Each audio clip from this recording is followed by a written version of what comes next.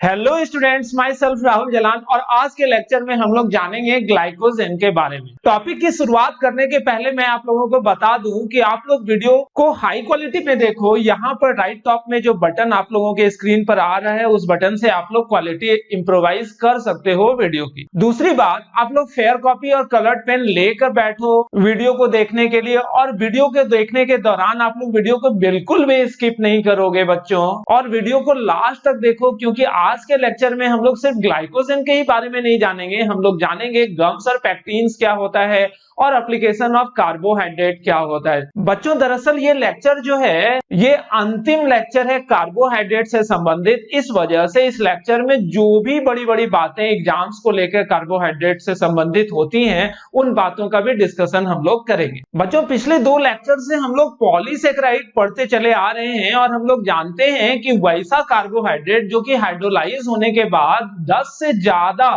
Simple monosaccharide produce करे उसे बच्चों हम लोग क्या नाम देते हैं? पॉलीसेकेराइड। पॉलीसेकेराइड कई तरह के हो सकते थे, लेकिन हम लोग यहाँ पर 3 तरह के पॉलीसेकेराइड्स के बारे में पढ़ रहे होते हैं। पहला स्टार्च, जो कि हम लोगों ने पिछले लेक्चर में देखा था, जिसका लिंक आप लोग डिस्क्रिप्शन बॉक्स में देख सकते हो। नेक्स्ट वाले लेक्चर में हम लोगों ने सेल्यूलोज के बारे में देखा था, उसका भी लिंक आप लोग डिस्क्रिप्शन बॉक्स से ले सकते हो। और आज के लेक्चर में हम लोग पॉलीसेकेराइड के तीसरे एग्जाम्पल यानी कि ग्लाइकोजेन के बारे में जानेंगे। बच्चों ग्लाइकोजेन जो होता है हमारे शरीर में रिजर्व एनर्जी सोर्स के रूप में मौजूद होता है। मेन एनर्जी सोर्स जो होता है बच्चों क्या होता है? स्टार्च। हम लोग स्टार्च जो होता है वो कार्बोहाइड्रेट के रूप में कंज्यूम करते हैं फूड के थ्रू, और उस स्टार्च के हाइड्रोलाइसिस के बाद ग्लूकोज बनता है, और उसी ग्लूकोज के कंबशन के बाद जो एनर्जी प्रोड्यूस होता है वही एनर्जी हम लोग यूटिलाइज करते हैं। लेकिन मान लो बच्चों शरीर में स्टार्च की कमी हो जाए, यानी कि हम लोग भोजन करना बंद कर दें, तो क्या हम लोगों को एनर्जी नहीं मिलेगा? मिलेगा, कुछ नियत समय तक।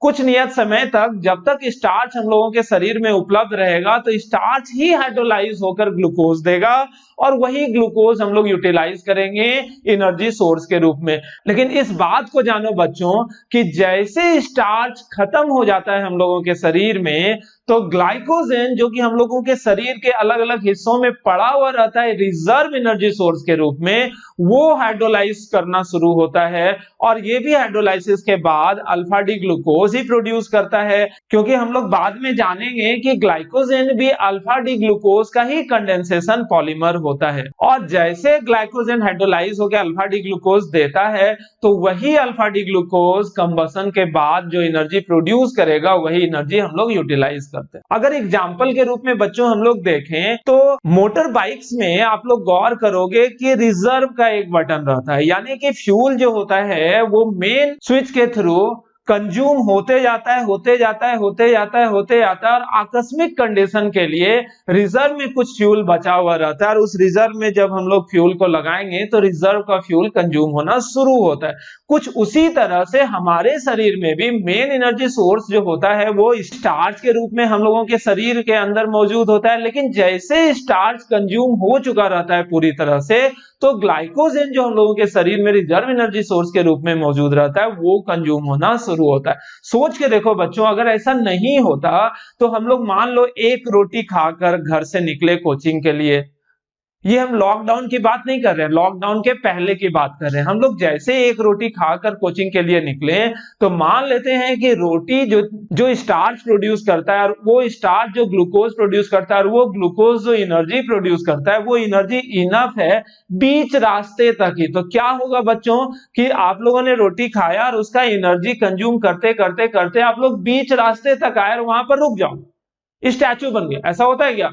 नहीं होता है। क्यों? क्योंकि अगर रोटी वाला एनर्जी कंज्यूम हो चुका रहेगा पूरी तरह से तो शरीर में ऑटोमेटिकली रिजर्व में चला जाता है गाड़ी, और ग्लाइकोजेन कंज्यूम होना शुरू हो जाता है, और उसी ग्लाइकोजेन के वजह से हम लोग बाकी का रास्ता तय कर लेते हैं। सामान्य रूप से ग्लाइकोजेन कभी खर्च नहीं होता है बच्चों। जब आप लोग उपवास करोगे, जो कि आप लोगों के लिए बहुत ही कठिन काम होगा, तो उपवास के दौरान जब आप लोगों के शरीर का पूरा एनर्जी स्टार्च वाला कंज्यूम हो चुका रहेगा तो उसके बाद जो है ग्लाइकोजन खर्च होना शुरू होता है और उसी के वजह से लोग 2 दिन 4 दिन 10 दिन सरवाइव कर पाते हैं। तो बच्चों इतना तो आप लोगों ने समझ ही लिया होगा कि ग्लाइकोजन हमारे शरीर में रहता है किस रूप में, रिजर्व एनर्जी सोर्स के रूप में।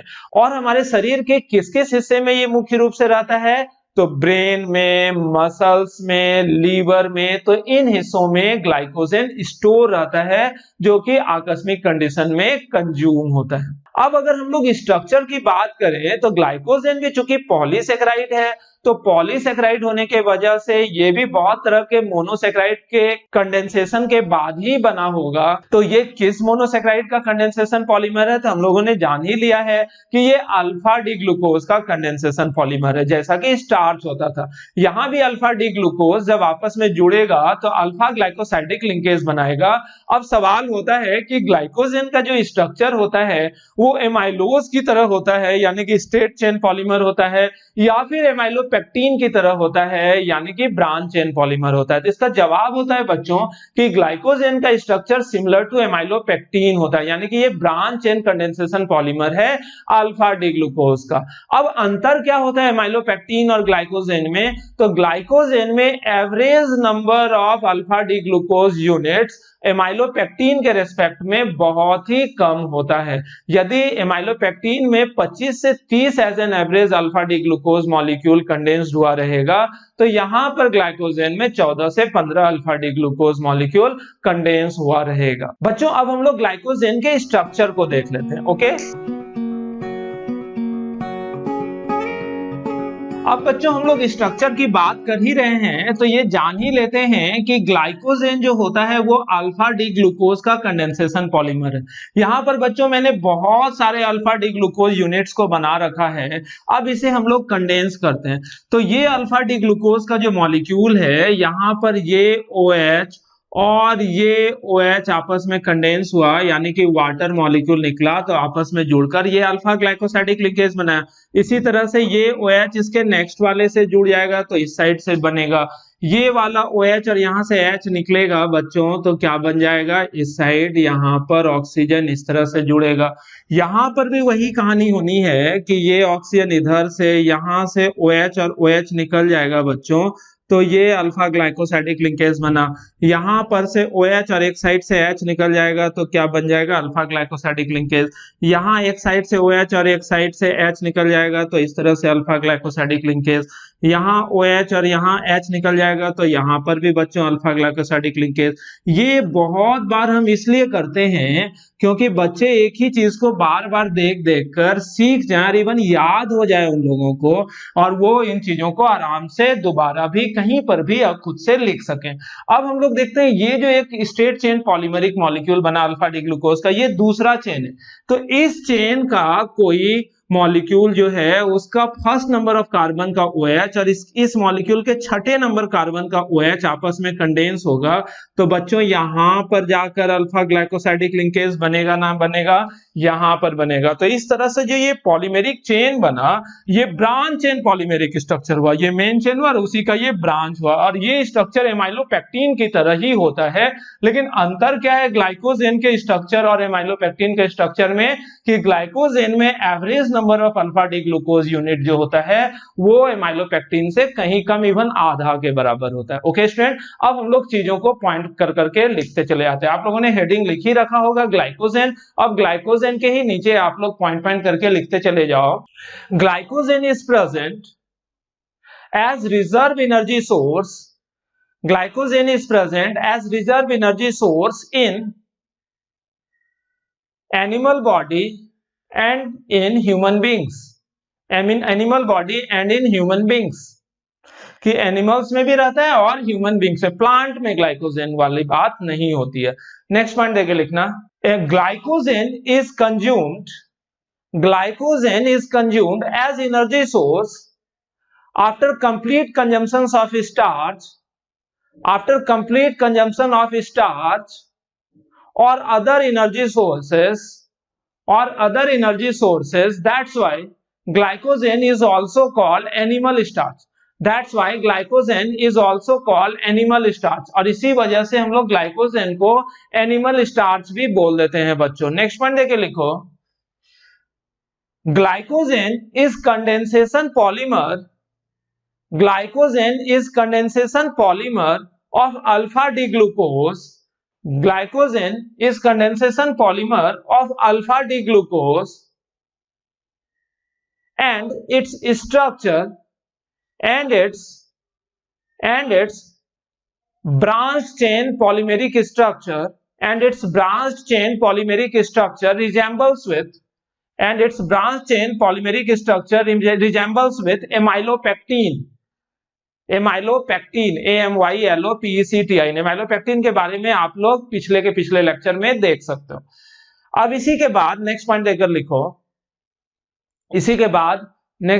लिखो, the main difference in between glycogen and amylopectin, the main difference in between glycogen and amylopectin is that the average number of alpha D glucose units, the average number of alpha D glucose units in glycogen is much less than amylopectin. Next point देके लिखो, glycogen is present in different parts of human body. Glycogen is present in different parts of human body.